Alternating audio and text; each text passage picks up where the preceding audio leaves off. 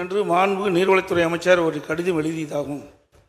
அதற்கு மத்திய அரசிடமிருந்து 2/11/2023 பதில் பெறப்பட்டுள்ளதாகவும் தெரிவித்து இவ்விரு கடிதங்களில் உள்ள முழு விவரங்களும் தெரிவிக்கப்படவில்லை. இதுவரைக்கும் 2 கடிதமே தெரிவிக்கல.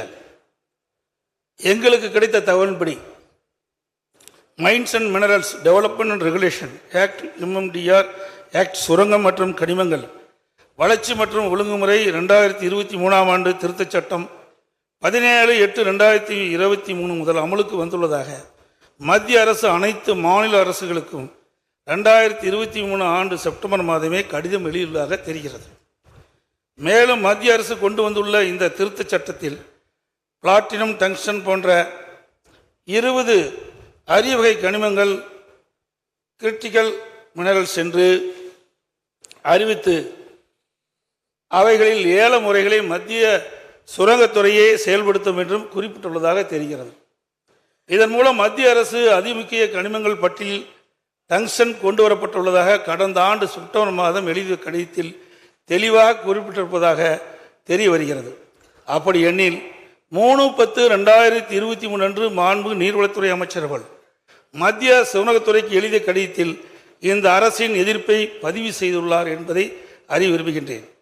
இந்த சட்ட திருத்தம் நாடாளுமன்றத்தில் கொண்டு வரப்படும் போது திராவிட முன்னேற்ற கழகத்தைச் சேர்ந்த எம்பிக்கள் மற்றும் அதன் கூட்டணி கட்சியைச் சேர்ந்த எம்பிக்கள் முழு அளவில் அழுத்தம் கொடுத்து அங்கேயே சட்ட திருத்தத்தை தடுத்து நிறுத்தியிருக்கலாம். அதை கொண்டு வரப்படும் போது திராவிட முன்னேற்ற கழகத்தைச் சேர்ந்த எம்பிக்கள் மற்றும் அதன் கூட்டணி கட்சியைச் சேர்ந்த எம்பிக்கள் முழு அளவில் அழுத்தம் கொடுத்து அங்கேயே சட்ட திருத்தத்தை தடுத்து நிறுத்தியிருக்கலாம். அதை செய்ய இந்த அரசு தவறிவிட்டது. எப்பொழுது பார்த்தாலும் நாங்கள் அதிகமான நாடாளுமன்றங்களை கொண்டிருக்கின்றோம் என்று சொல்கிறீர்கள். தமிழ்நாடு மக்கள் பாதிக்கக்கூடிய எந்த ஒரு திட்டமும் மத்திய அரசால் நிறைவேற்றப்படுகின்ற பொழுது அதை தடுத்து நிறுத்துகின்ற நிலையிலே நம்முடைய நாடாளுமன்றத்தில் இருந்திருக்க வேண்டும். அந்த பணியை அவர்கள் செய்ய தவற விட்டு விட்டார்கள். மாண்புமிகு நிதி அமைச்சர். மாண்புமிகு பேரவைத் தலைவர் அவர்களே, மத்திய அரசாங்கத்திலிருந்து இந்த திருத்த சட்ட முன்வடிவு மாநிலங்களுக்கு அனுப்பப்பட்டு கருத்து கேட்கிற போது அப்போதே நம்முடைய தமிழ்நாடு அரசு அதற்கான எதிர்ப்பை அவர்களுக்கு திட்டவட்டமாக நாங்கள் தெரிவித்திருக்கிறோம்.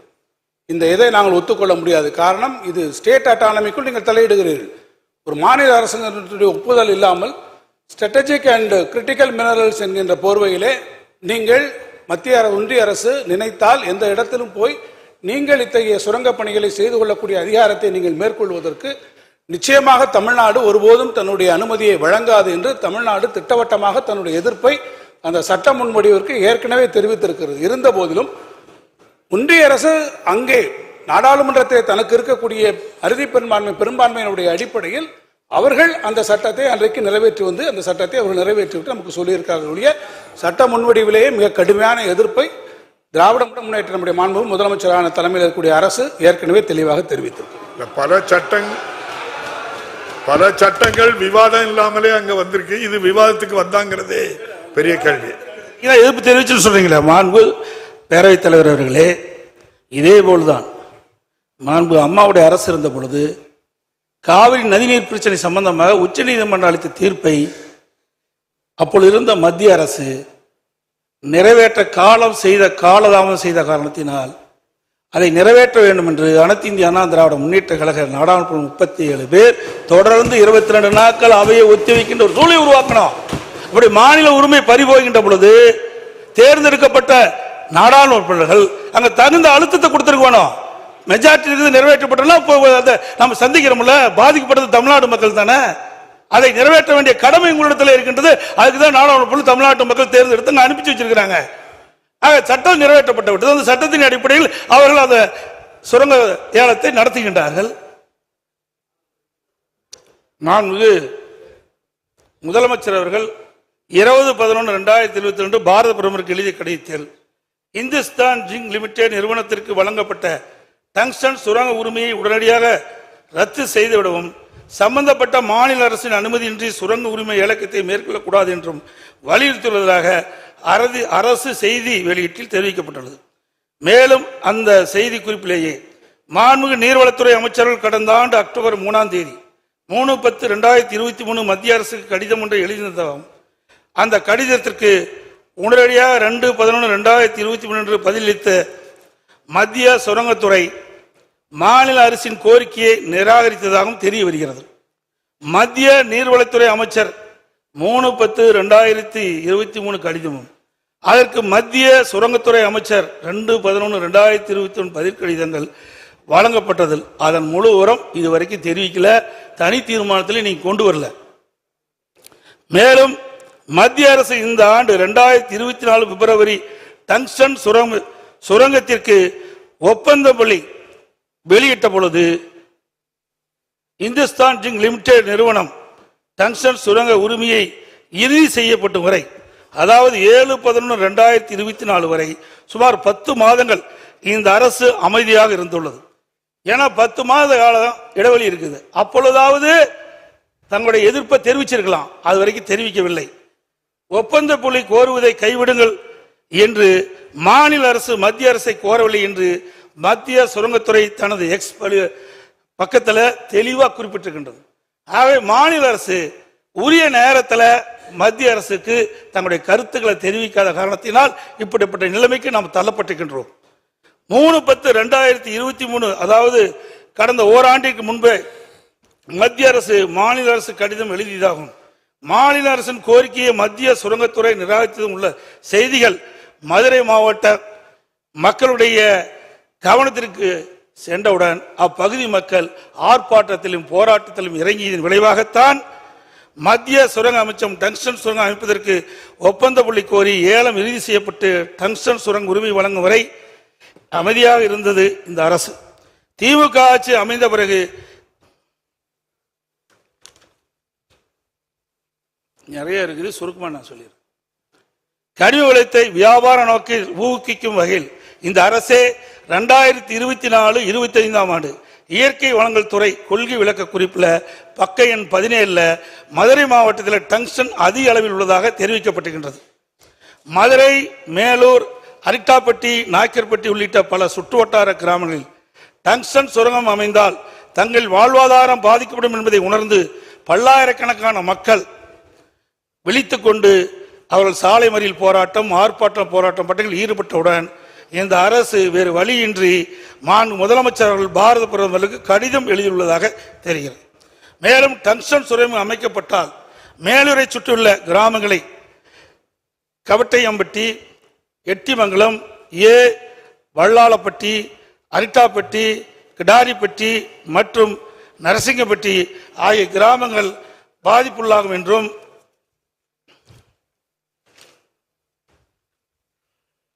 அவற்றில் அரிட்டாப்பட்டி ஒரு பல்லுயிர் பெருக்க வரலாற்று தலம் என்றும் இது குடவரை கோயில்கள், சிற்பங்கள், சமண சின்னங்கள், தமிழ் பிராமி எழுத்துக்கள் மற்றும் பஞ்சபாண்டவர் கல் படுக்கைகள் உள்ளிட்ட தொல்பொருள் நினைவு சின்னங்கள் பிரபலமானது என்று குறிப்பிட்டு தற்போது பிரதமருக்கு கடிதம் எழுதியுள்ளதாக சுரங்க ஏலம் விடப்பட்டிருக்கின்றது. குறிப்பிட்டு தற்போது பிரதமருக்கு கடிதம் எழுதியுள்ளதை சுரங்க ஏலம் விட்டிருப்பதற்கு இந்த ஆண்டு பிப்ரவரி மாதமே எழுதியிருக்கலாம். இதை இப்போ எழுதியிருக்க பதிலாக ஆரம்ப காலகட்டத்திலே இந்த சுரங்கம் அமைப்பதற்கு ஒப்பந்த பள்ளி கோருகின்ற போதே இந்த விவரத்தை மத்திய அரசுக்கு எழுதப்பட்டிருந்தால் இந்த ஏலத்தை தடுத்து நிறுத்தியிருக்கலாம். இந்த டங்ஸ்டன் சுரங்கத்தால் பாதிக்கப்படக்கூடிய வேலூரை சுற்றியுள்ள சுமார் 25 கிராமங்கள் நவம்பர் மாதம் நடைபெற்ற கிராம சபை கூட்டத்தில் டங்ஸ்டன் சுரங்கம் அமைப்பதற்கு எதிர்ப்பு தெரிவித்து தீர்மானம் நிறைவேற்றப்பட்டதையும் இந்த மாவட்ட ஒரு கருத்தை கேட்டுடுங்க. சொல்லிட்டு இல்ல அவை ஒரு கருத்தை கேட்டுக்கிட்டோம். இருங்க, உங்களுக்கு பேச வாய்ப்பு தரப்பட நீங்க எவ்வளவு முழு கருத்து ஒரு செய்தி அவங்க கருத்தையும் கேட்டு நீங்க பேச போறீங்க. அதாவது ஒரு செய்தியை திருப்பி தவறான செய்தி பதிவு செய்யறீங்க. அவர் என்ன கேட்கிறாருன்னு கேட்டா, நீங்க கடிதம் எழுதுறீங்க, அந்த கடிதத்தில் என்ன இருக்குன்னு சொல்லல, அவங்க என்ன அது தெரியல, இது தெரியலன்னா நீங்களும் ஒரு முதலமைச்சர் இருந்தவர். இந்த மாதிரி ஒரு தீர்மானத்தை கொண்டு வரும்போது அந்த டாக்குமெண்ட்ஸ் பூரா அந்த தீர்மானத்தில் வராது. உங்களுக்கு அது தேவை என்றால் நீங்க வேற தனி தீர்மானம் போட்டோ அல்லது கேட்கலாம்.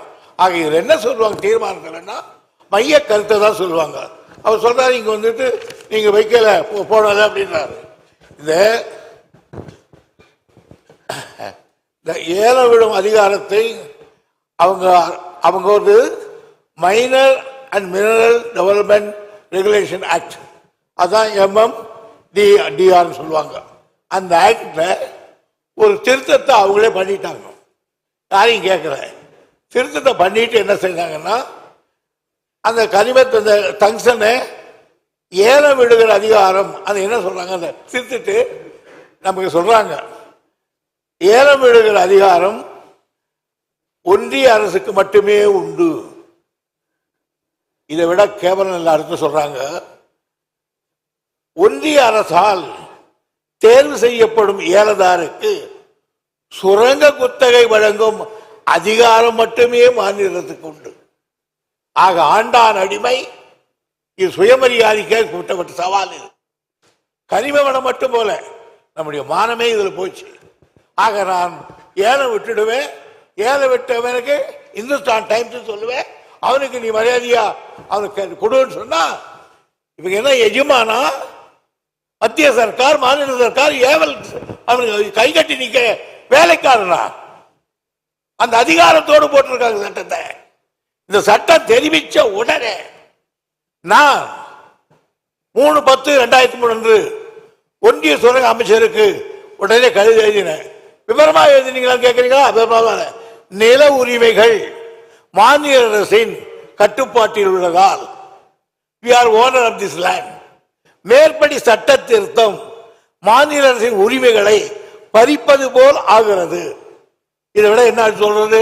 எனவே முக்கியத்துவம் மற்றும் அதிமுக்கியத்துவம் வாய்ந்த கனிமங்களை கிரிட்டிக்கல் அண்ட் ஸ்ட்ராட்டஜிக் மினரல்ஸ் சுரங்க குத்தகை அனுமதி வழங்கும் அதிகாரத்தை மாநில அரசுக்கே அளிக்கும்படி கேட்டுக்கொள்கிறேன். இதுக்கு மேல என்ன சொல்றது? ஒரு மரியாதைக்காக தான் மரியாதை சொல்ல முடியும். அடுத்து நீங்க சொல்றீங்க என்ன செய்யறீங்கன்னு. இதெல்லாம் நடந்ததுக்கு அப்புறம் அவங்க திருப்பி சொன்னதுக்கு அப்புறம் அவங்க என்ன சொல்றாங்க, எங்களுக்கு தான் அதிகாரம் உண்டு, நீங்க எல்லாம் எங்களுக்கு ஒத்துழைங்க அப்படின்னு கேட்டு விட்டுட்டாங்க. உடனே அதுக்காக ஒரு இந்த இவருக்காக மற்ற குத்தகை பார்க்கறோம் நிலைமை இப்படி இருக்கும்போது சுற்றுச்சூழல் பாதுகாப்பு இயக்கம் இன்னொன்னு பார்க்கணும். நாம சொல்றது தப்பா ரைட்டான்னு மினரல் எக்ஸ்ப்ளோரேஷன் கார்பரேஷன் லிமிடெட் அவங்க நம்மளை கேட்டாங்க என்ன பாதிப்புன்னு. புள்ளி விவரங்களை தெரிவிக்கும்.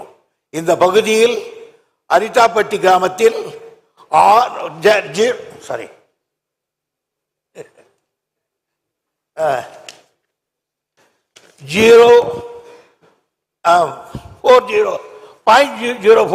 ஹெக்டர் நிலமும் மீனாட்சிபுரம் கிராமத்தில் 53.58 ஹெக்டர் நிலமும் பல்லுயிர் தளமாக வரையறுக்கப்பட்டுள்ள என்ற விவரத்தை புள்ளியியல் மற்றும் சுரங்கத்துறை ஆணையாளர் அவர்களுக்கு நாங்கள் ஆணையாளர்களுக்கு இவங்களுக்கு யாருக்கு மினரல் எக்ஸ்போர்ட்டர்கள் அனுப்பிச்சோம். ஏங்க நம்ம சொல்ல தப்பான்னு கேட்டாங்க. அதை கேட்கப்பட்ட பிறகு அதுக்கு அது கூட தள்ளிட்டு அவங்க நாய்க்கம்பட்டியில 24/2/62 ஒன்றியத்தில் ஏலம் விட்டுட்டாங்க. விட்டுட்டு சொல்றாங்க இந்துஸ்தான் நிறுவனத்துக்கு தகுதியான ஏலமாக கருதி இருக்கிறோம், அரசு அறிவிச்சிருச்சு. சுற்றுச்சூழல் பாதுகாப்பில் நம்ம கொடுன்னு கேட்டாங்க. அந்த நேரத்தில் தான் அந்த தமிழ்நாடு சுற்றுச்சூழல் பாதுகாப்பு இயக்க உறுப்பினரான சார் முகிலன் அவர்கள் சில நாய்க்கன்பட்டி பகுதியில் டங்ஸ்டன் கனிம உரிமத்தை வழங்குவதை எதிர்த்து அதுக்கு மேல கொண்டு போய் ஒரு தீர்மானத்தை அவர் கூட கொடுத்தாரு. இவ்வளவு நடந்து முடியல, அப்பவும் கேட்கலன்றதுக்கு அப்புறம் தான் நம்முடைய முதலமைச்சர்கள் பிரதமருக்கே ஒரு கடிதத்தை அற்புதமாக எழுதினார். இதுவாது எப்படி டங்ஸ்டன் சுரங்க திட்டத்தை கைவிடவே ஒன்றிய சுரங்க அமைச்சருக்கு அறிவுறுத்துமாறு அந்த அமைச்சருக்கு எழுதினேன். தலைவர் என்ன எழுதுறாரு, முதல்வர் என்ன பிரதமருக்கு எழுதுகிற கடிதத்தில் இந்த பகுதியிலே டங்ஸ்டன் சுரங்கத்தை திட்டத்தை கைவிட ஒன்றிய சுரங்க அமைச்சருக்கு அறிவுறுத்துமாறு மாண்புமிகு தமிழக முதல்வர் தனது 28/11/2004 கடிதத்தில் குறிப்பிட்டு பிரதமருக்கு கடிதம் எழுதினார். பிரதமரும் பேசாமட்டார். ஏன் இந்துஸ்தான் லிமிடெட், வேதாந்தா, பிரபாகரம். அதனால நாங்கள் எல்லாத்தையும் செய்யாமல் நாங்கள் செய்திருவோம். நீங்களே என்ன பேச போறீங்க சொல்றீங்க, தெரிய வருகிறது. ஏன்னா உங்களுக்கு மெட்டீரியல் இல்லை, தெரிய வருகிறது. அதனால உங்களை தப்பா நான் சொல்லலை. நீங்கள் முதலமைச்சர் இருந்துங்க, நிர்வாகத்தில் அப்படிதான் இருக்கும். ஒரு தீர்மானத்தை போடுவோம், அவ்வளவுதான். மாண்புமிகு எதிர்க்கட்சி தலைவர் அவர்கள், மாண்புமிகு பேரவைத் தலைவர்களே, ஒரு மூத்த உறுப்பினர் தன்னுடைய பேச்சில் நிறைய சர்ச்சைன்னு சொல்றாரு. நாங்க கேட்கறதை நீங்க கடிதம் எழுதியிருக்கிறீங்க, என்ன விவரம் எங்களுக்கு எப்படி தெரியும்? நீ சொன்னா தானே தெரியும். இப்பதான் நீங்க சொல்லி இருக்கிறீங்க, அதனால தெரிய வருதுன்னு நான் சொல்றேன். இதை நீ கிண்டல் அடிச்சு தீர்மானம் இப்பதானே வருது, இப்பதான் கடிதம். நாங்க அங்க இருந்த கடிதத்தை உங்களுக்கு கொண்டு அனுப்பணுமா? இல்ல அவங்க, அதாவது நீங்க சொன்னது அவங்க என்ன சொன்னா தெரிய வருகிறேன்னு தான் நீங்க சொல்ல முடியும். உங்களுக்கு கவனத்துக்கு நாங்க தரலங்கிறத அவை முன்னவர் தெளிவுபடுத்திட்டாங்க. எங்களை பேச விடுங்க பேரவைத் தலைவர்களே. பேரவைத் தலைவர்களே, தாங்கள் எழுதிய கடிதம் எங்களுக்கு எப்படி தெரியும்? நீங்கள் அதை வெளியிட்டு எங்களுக்கு தெரியும். அதான் தெரிய வருகிறது நான் சொல்றேன். தெரிய வரை சொல்ல மாட்டேன் விளக்கம் நீங்க சொல்லி இருக்கிறீங்க. அதைத்தான் அவங்க பதிவு பண்ணாங்க. நீங்க இப்படித்தான் எழுத முடியும்னு சொன்னாங்க. அவை எதிர்கட்சி தலைவர்கள் அனுபவமிக்கவர், முதலமைச்சராக இருந்தவர், அமைச்சராக இருந்தவர். நீங்க முதலமைச்சராக இருக்கும்போது மத்திய சர்க்காருக்கு எத்தனையோ கடிதங்கள் எழுதினீங்க. அதுல ஒன்னாவது எங்களுக்கு கொடுத்துருக்கீங்களா? இன்னைக்கு சார் அரசு சார் ஒரு அரசு இன்னொரு அரசு சீஃப் மினிஸ்டர் பிரைம் மினிஸ்டர் எழுதுறார், அது உங்களுக்கு அனுப்பணுமா? என்ன சார் நியாயமா இருக்கு? நீங்க ஒண்ணு கேட்கற சார், இது ஆதரிக்கிறீங்களா எதிர்க்கிறீங்களா சொல்லி விடுங்க சார், சொல்லலாம். மாண்புமிகு முதலமைச்சர் அவர்கள், மாண்புமிகு முதலமைச்சர். மாண்புமிகு பேரவைத் தலைவர் அவர்களே, இங்கே எதிர்க்கட்சி தலைவர் அவர்கள் நாடாளுமன்றத்தில் உங்கள் உறுப்பினர் இருக்கிறாங்களா, இவ்வளவு பேர் இருக்கிறாங்கன்னு பெருமையா பேசுறீங்களா, என்ன செஞ்சீங்க அப்படின்னு ஒரு கேள்வி கேட்டார். எங்களுடைய நாடாளுமன்ற உறுப்பினர்கள் நாடாளுமன்றத்தில் கடுமையாக எதிர்த்திருக்கிறார்கள். நான் கூட எதிர்க்கட்சி தலைவர் ஒரு ஆதாரமாக பேச மாட்டார் என்று கூட அமைதியாக இருந்தேன். ஆனால் இப்பொழுது நான் விவரத்தை கேட்டு ஆதாரத்தோடு சொல்லுகிறேன். எங்களுடைய நாடாளுமன்ற உறுப்பினர்கள் கடுமையாக எதிர்த்திருக்கிறார்கள். அது மட்டுமல்ல, அங்கே போராட்டத்தில் ஈடுபட்ட நேரத்தில் அந்த மாவட்டத்தில் அமைச்சராக இருக்கக்கூடிய மூர்த்தி அவர்கள் நேரடியாக சென்று அவர்களுக்கு இந்த போராட்டத்தினுடைய தன்மையை பற்றி அறிந்து கொண்டு அதை நிறுத்துங்கள், உங்களுக்கு ஆதரவாக இந்த அரசு இருக்கும் என்று சொல்லி அதற்கு பிறகு முதலமைச்சர் கடிதம் எழுதியிருக்கிறார் என்ற விவரத்தையும் சொல்லி சட்டமன்றத்தில் இது போன்ற தீர்மானத்தை நான் கொண்டு வரப்போகிறோம் என்பதையும் அந்த போராட்டத்தில் ஈடுபட்டிருக்க சொல்லி அதற்கு பிறகுதான் இந்த தீர்மானம் வந்திருக்கிறது என்பதை நம்முடைய எதிர்க்கட்சி தலைவர்கள் புரிந்து கொள்ள வேண்டும் என்பதை தெரிவித்துக் கொள்கிறேன். மாண்புமிகு அவை முன்னவர், மாண்புமிகு எதிர்க்கட்சி தலைவர் கூட திமுக எதிர்க்கவில்லைன்னு சொல்ல, தெரிகிறது சொன்னார். எதிர்க்கவில்லை என்று தெரிகிறது, அதே சொல்றீங்களா சார் நீங்களா சார்? மாண்புமிகு எதிர்க்கட்சி தலைவர், மாண்புமிகு பேரவைத் தலைவர்களே, நீங்க கடிதம் எழுதியிருக்கிறீங்க, அதுல என்ன வாசனை எங்களுக்கு என்ன தெரியும், என்ன விவரம் தெரியும், அதனாலதான் தெரிய வருகிறேன்னு சொல்றேன். ஆகவே ஒரு பொருள் தெரிஞ்சாதானே சொல்ல முடியும். நீங்க கடிதம் மத்திய அரசுக்கு எழுதியிருக்கிறீங்க, என்ன விவரம் எழுதிருக்குன்னு எங்களுக்கு எப்படி தெரியும்? அதே மத்திய அரசு உங்களுக்கு பதில் கடிதம் கொடுத்திருக்காங்க, அதுல என்ன விவரம் தெரியும்? இப்ப பிரச்சனை வரங்காட்டி நீங்க பேசுறீங்க, அந்த பிரச்சனை எங்களுக்கு ஆழம் தெரிஞ்சிருக்க வேணும்ல எதிர்க்கட்சிக்கு, அதை நீ வெளிப்படுத்தலையே. நிறைய கடிதங்கிறது இது முக்கியமான பிரச்சனை, மக்களுடைய பிரச்சனை, மக்கள் வாழ்வாதார பிரச்சனை, மக்கள் பாதிக்கப்படுகின்ற பிரச்சனை. அப்படி பிரச்சனை வருகின்ற பொழுது நீங்க தனி தீர்மானம் கொண்டு வருகின்ற பொழுது அந்த விவரம் எதிர்க்கட்சிக்கு தெரிய வேணும்ல, மக்களுக்கு தெரிவிக்கப்பட வேணும்ல. நீங்க தனி தீர்மானம் கொண்டு வந்து நிறைவேற்றணும், ஆமாம் போட்டு நாங்க போகணும், எதையுமே சொல்லக்கூடாது, எதையும் விளக்க கேட்க கூடாது. என்னங்க நியாயம்? அவை முன்னவர் உட்காருங்க, இல்ல கோபப்படாதீங்க சார். நான் எழுதிய கடிதத்தில் என்னென்ன தெரிவித்தேன் என்று அதை சொன்னேன். மாண்புமிகு முதலமைச்சர் எழுதிய கடிதத்தில் இந்த ரங்ஷன் அந்த இன்சான் கொடுக்க கூடாது என்று அந்த அமைச்சருக்கு அறிவுறுத்துங்கள் என்று அவர் கடிதம் எழுதினார் பிரதமருக்கு. அந்த கடிதத்துக்கு 2 சரத்தையும் கூட்ட சொல்லிட்டேன். நீ இதுக்கு மேல என்ன வேணும்? அது காப்பி வேணுமா?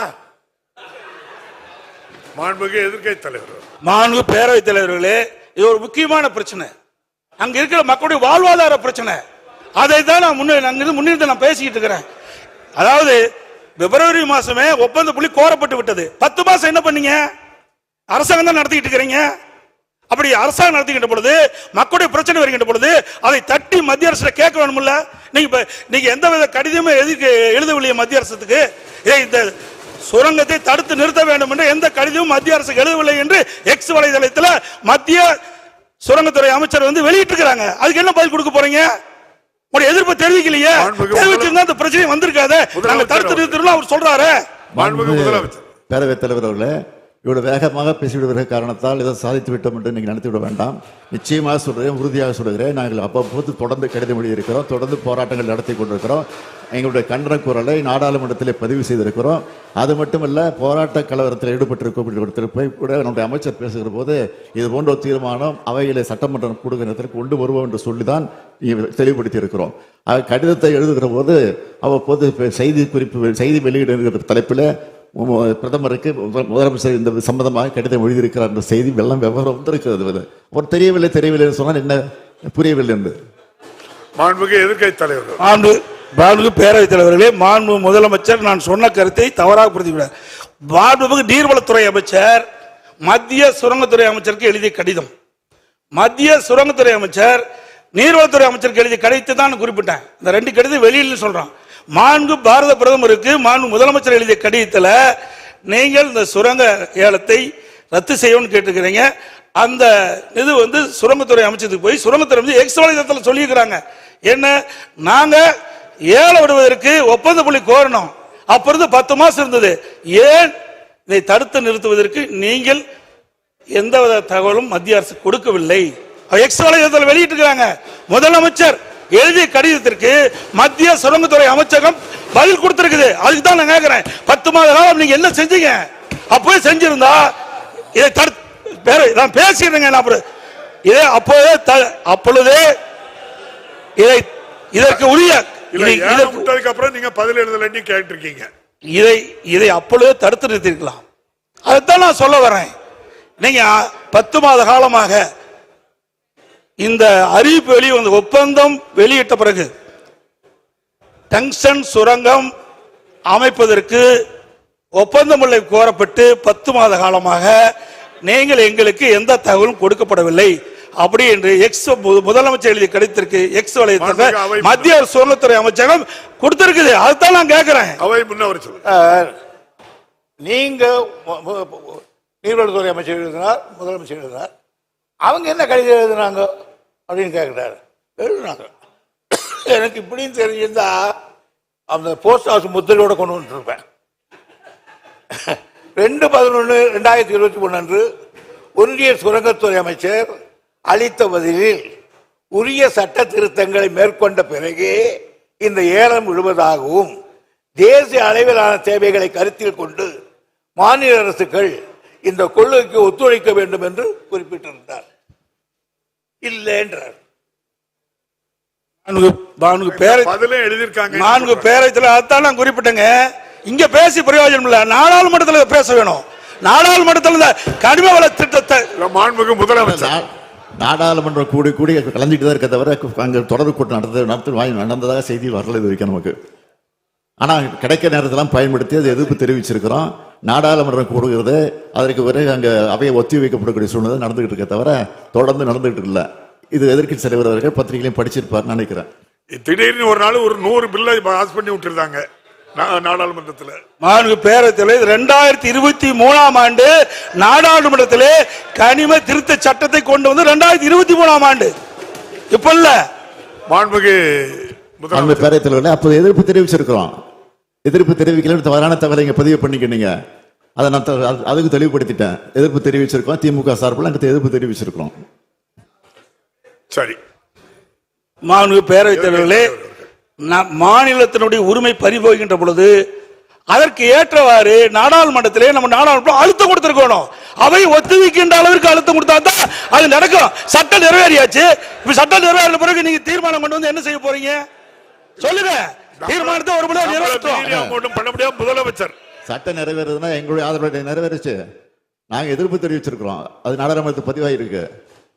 எப்படி நிறைவேறதுன்னா நாங்கள தடுத்துக்க முடியுமா? நாங்க மெஜாரிட்டி அவங்க இருக்கும்போது இப்படி பண்ண முடியும் சொல்லுங்க. நீங்களும் அங்கே குரல் கொடுத்தோம் நாங்கள் சபையை நடத்த விடாம பண்ணு பல பேரும் சொல்லியிருக்கீங்க.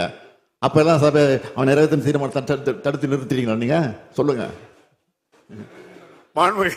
முன்னவர் 2003 சட்டம் நிறைவேற்றாங்க.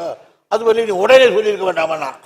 அட்டோன்ஸ் இமிடியட்லி 3/10/2003 அன்றே நான் அந்த மத்திய அரசு கடிதம் எழுதியிருக்கிறேன். ஆக நிறைவேற்றினாங்க, தெரிஞ்சது, கடிதம் எழுதணும், வச்சிருக்கோம். மாண்புமிகு எதிர்க்கட்சி தலைவர் அவர்கள். நான் பேரவைத் தலைவர் அதை எதிர்க்கு நான் அதான் ஆரம்பத்திலே சொன்னேன். பிப்ரவரி 2024 பிப்ரவரி மாதம் டங்ஷன் சுரங்கம் அமைப்பதற்கு ஒப்பந்தம் கோரப்பட்டு 10 மாத காலமாக என்ன செஞ்சீங்க? எதுவுமே செய்யலையே. இப்ப எடுக்கிற நடவடிக்கை அப்பவே எடுத்திருந்தா இதை தடுத்து நிறுத்தி இருக்கலாம் நான் சொல்றேன். இல்ல அது மட்டும் இல்ல, இப்பவும் நம்ம ஒரு சட்டம் மத்திய அரசு கொண்டு வருகின்ற பொழுது மாநில உரிமை பாதிக்கப்படுகின்ற பொழுது அங்க அழுத்தம் கொடுத்தே ஆகணும். அதுக்கு தானே எம்பி போறாங்க. சும்மா நான் எழுத்தேன் நிர்வாகிட்டு அப்புறம் ஏன் கொண்டு வரீங்க? என்ன பிரயோஜனம்? முதலமைச்சர் பேரவைத் தலைவர்களே, அரசுடைய அலட்சியத்தால் இன்றைக்கு அவன் பகுதி மக்கள் பாதிக்கப்படுறாங்க. அதைத்தான் நான் சொல்றேன். அவை முன்னவர் அவர்கள்.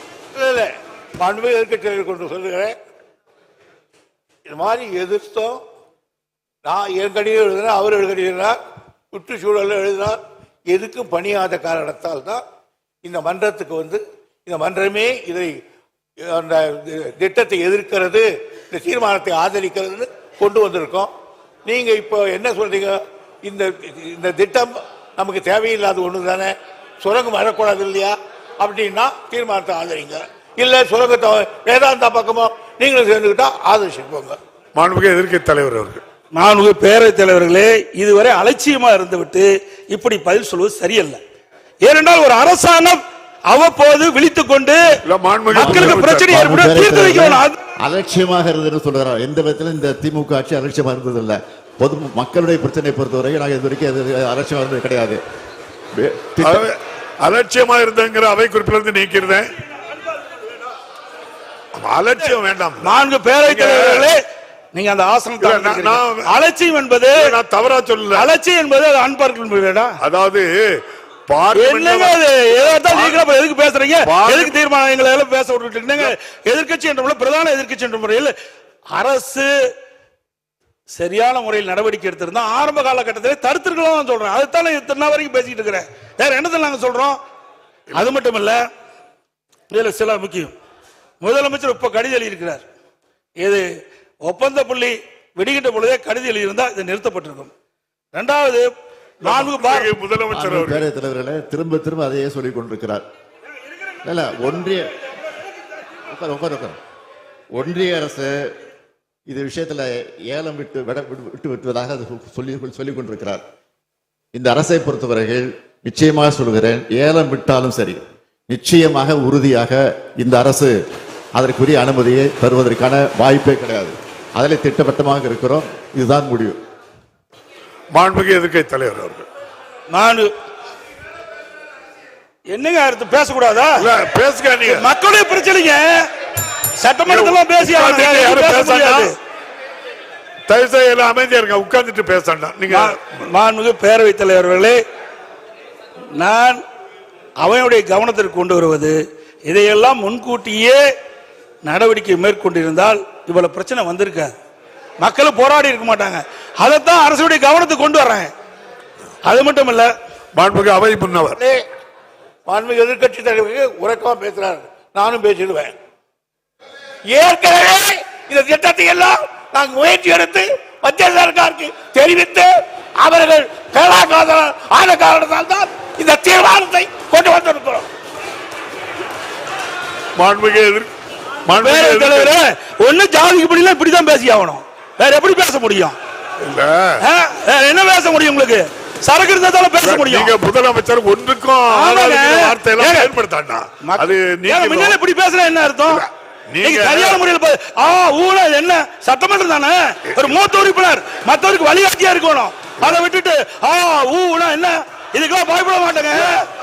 மக்களுடைய பிரச்சனை உயிரை கொடுத்தாலும் காப்பாற்றுவாங்க. நீங்களும் அதே வார்த்தை எங்கிட்ட நடக்காது. நீங்க மாண்புமிகு மூர்த்தி, மாண்புமிகு அமைச்சர் மூர்த்தி அவர்கள். மாண்புமிகு பேரவைத் தலைவர் அவர்களே, இல்ல இல்ல ஒண்ணுமே போகலைன்னா கிராம சபை கூட்டம் அமைச்சர் அதுல போராட்டத்துல கலந்துக்கிட்டு ஒரு கருத்து சொல்றாரு. மாண்புமிகு பேரவைத் தலைவர் அவர்களே, நிதானமா கருத்தை சொல்லுங்க. அரட்டாப்பட்டியில கிராம சபை கூட்டம் கூட்டும் போது நேரடியாக நானே சென்று இந்த ஒன்றிய அரசு ஏலம் விடுவதாக இருந்தாலும் ஒருபோதும் தமிழக அரசு அனுமதிக்காது. இதை ஒருபோதும் அனுமதிக்காதுன்னா அந்த சட்டமன்ற உறுப்பினர் என் கூட வந்திருந்தாரு, 2 ஒன்றிய சேர்மன் வந்திருந்தாரு. அந்த தீர்மான கிராம சபை கூட்டத்தில் அந்த தீர்மானம் நிறைவேற்றும் போது நானும் இருந்தோம். 4 நாள் கழிச்சு அந்த பகுதியில் இருக்கக்கூடிய விவசாய சங்கம், வணிகர் சங்கம் எல்லாரும் சேர்ந்து மேலூர் ஒரு மிகப்பெரிய ஆர்ப்பாட்டம். நீங்க எல்லாம் ஏடிஎம்கே நீங்க எல்லாம் சேர்ந்து ஒத்த கருத்து தானே? ஆமா, ஒத்த கருத்து தான். இல்ல அப்போது வரும்போது மேலூர்ல ஒரு 5000-6000 பேர் ஆர்ப்பாட்டம் நடக்கிற போது, பல கிராமங்கள் இருக்கும்போது அந்த ஆர்ப்பாட்டத்துல நான் கலந்துகிட்டேன். அவர் சட்டமன்ற உறுப்பினரும் கலந்துகிட்டாரு. எல்லாரும் கலந்துகிட்ட போது மாண்புமிகு முதலமைச்சர் அவர்கள் பிரதமருக்கு கடிதம் எழுதியிருக்கிறார், நிச்சயமாக இது வராது அப்படின்னு. வராதுகின்ற போது அந்த ஒட்டுமொத்த மக்களும் நீங்கள் அப்போது சட்டமன்ற உறுப்பினர் நீங்க சட்டமன்றத்தில் நம்ம பெரிய பிள்ளை அவர்கள் எங்களுடைய எதிர்கட்சி தலைவர் சட்டமன்றத்திலே தீர்மானம் கொண்டு வருவார்னு சொன்னார். உடனே நான் அந்த மைக்கை வாங்கி சட்டமன்ற உறுப்பினர் எதிர்கட்சி தலைவர் மட்டுமல்ல, எங்களுடைய முதலமைச்சர் ஒட்டுமொத்தமாக அனைத்து தரப்பு மக்களுடைய சார்பாக, அனைத்து கட்சி சார்பாக அந்த தீர்மானத்தை அங்கே நிறைவேற்றுவார்னா அந்த கூட்டத்தில் கொண்டு வந்தேன். அதைத்தான் அந்த மக்கள் பூரா நீங்க சட்டமன்றத்தில் தீர்மானம் கொண்டு வரோம்னாங்க. அப்படி தீர்மானம் கொண்டு வருவோம்னா எங்க முதலமைச்சர்கிட்ட சொல்லுவேன்னு சொன்னேன். உடனே கொண்டு வந்தாங்க. மக்கள் அதைத்தான் விரும்பினாங்க. மக்கள் ஒருபோதும் அங்க நாங்க ஒருபடி மண்ணை கூட அள்ள மாட்டோம்னு சொல்லி அங்க சொல்லிட்டு வந்தோம். அதே இதைத்தான் நாடாளுமன்றத்தில் மதுரையினுடைய நாடாளுமன்ற உறுப்பினர் தனி தீர்மானம் கொண்டு வந்து அங்க தனியா ஒரு கோரிக்கை கொண்டு வந்து அதையும் நாடாளுமன்றத்தில் பேசியிருக்காருன்றது வந்திருக்கு. எனவே அங்க மக்கள் எந்த பிரச்சனையும் இல்லைங்க. முதல்ல இருந்துச்சு. நாங்க தமிழ்நாடு சர்க்கார் உங்களுக்கு பாதுகாப்பா இருப்போம் உத்தரவாதத்தை தந்ததற்கு பின்னால் எங்கேயும் போராட்டம் இல்லை. அதை காப்பாற்றக்கூடிய அரசாக நம்முடைய முதலமைச்சர் இருக்கிறார். உங்களுக்கு என்றைக்கும் பாதுகாப்பு, கோயில்களையும் சரி விவசாயிகளையும் சரி அங்க இருக்கக்கூடிய மக்களையும் பாதுகாக்கக்கூடிய முதலமைச்சர் இருக்கிறார் என்ற உத்தரவாதத்தை தந்து வந்திருக்கிறோம். கருத்து நிறுத்தி இருக்கிறோம். எல்லாமே இப்ப நீங்க சொல்ல வேண்டிய கருத்துக்கள் எல்லாம் பதிவு பண்ணிட்டீங்க. மாண்பு பேரவைத் தலைவர்களை இது ஆரம்ப காலகட்டத்திலேயே நடவடிக்கை எடுத்துல தடுத்து நிறுத்திருக்கிறதா சொல்றேன். என்ன கத்துறீங்க? பேரவைத் தலைவர்களே, மறுபடியும் ஆரம்ப காலகட்டத்திலிருந்து ஆரம்பத்துக்கு போயிட்டார். இப்போ நான் திரும்ப திரும்ப ஒரு ஒன்றை தெளிவாக சொல்கிறேன். நான் முதலமைச்சராக இருக்கிற வரையில் நிச்சயமாக ஒன்றிய அரசு இந்த திட்டத்தை கொண்டு வர முடியாது. அது வந்தால் அதை தடுத்தே தீர்வோம். அதான் திரும்ப திரும்ப சொல்றேன். நான் தமிழ்நாட்டினுடைய முதலமைச்சராக இருக்கிற வரையிலே இது நிச்சயமாக நாங்கள் அனுமதிக்க மாட்டோம். நன்றி. மாண்புமிகு எதிர்க்கட்சி தலைவர். மாண்பு பேரவைத் தலைவரை எதிர்க்கட்சி என்ற முறையில் எங்களுடைய மக்களுடைய பிரச்சனையை அரசுடைய கவனத்திற்கு கொண்டு வருவது எங்களுடைய கடமை. அந்த அடிப்படையில் சொல்றேன். நீங்க அலட்சியமா இருந்த காரணத்தினால்தான் இவ்வளவு பிரச்சனை ஏற்பட்டிருக்குது.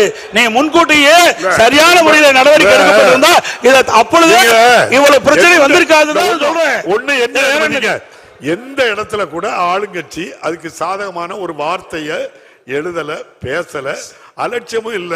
பார்லிமெண்ட்லயும் பேசிருக்காங்க. நீங்க என்ன நிறைவா சொன்னா பேரவைத் தலைவரை நீங்க பதில் சொல்லிட்டீங்க. எல்லாம் மந்திரி சொல்ற பதில் நீங்களே சொல்லிட்டீங்க. பேசுறதையும் நான் சொல்லியிருக்கேன். அப்புறம் பிப்ரவரியிலும் தெளிவா பதிவு பண்ணிருக்கீங்க.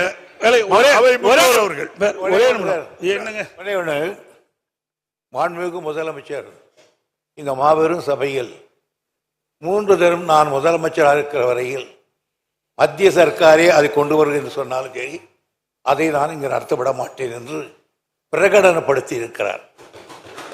இந்த பிரகடனத்துக்கு பிறகு கூட நீங்கள் சந்தேகிக்கிறீர்கள் என்று சொன்னால் இதை விட நீங்கள் வேதாந்த அக்காவுக்கு நேரடியாக பேசிவிடலாம். மாண்புமிகு எதிர்க்கட்சி தலைவர், மாண்பு பேரவைத் தலைவர்களே, அந்த நிறுவனத்திற்கு ஆதாரமாக எங்களுக்கு அச்சம் ஏற்படுது. ஏன்னா 10 மாசம் கிடப்பில போட்டிருக்கீங்களா?